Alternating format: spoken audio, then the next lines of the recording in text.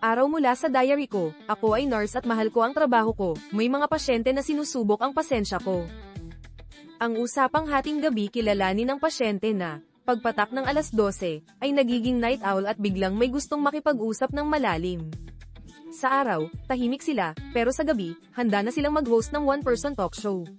Mukhang ang hating gabi ang tamang oras para talakayin ang lahat ng paksa at mga lihim ng universo. Nagsisimula ito ng inosente.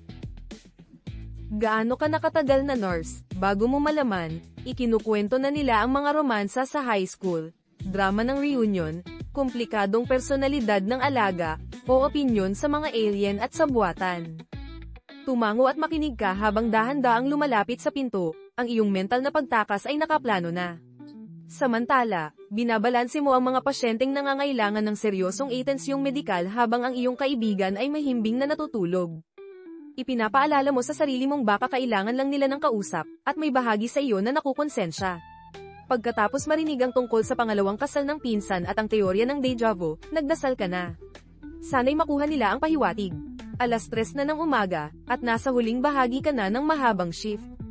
Mas maganda kung itatabi nila ang hating gabi nilang pagninilay para sa tanghalian.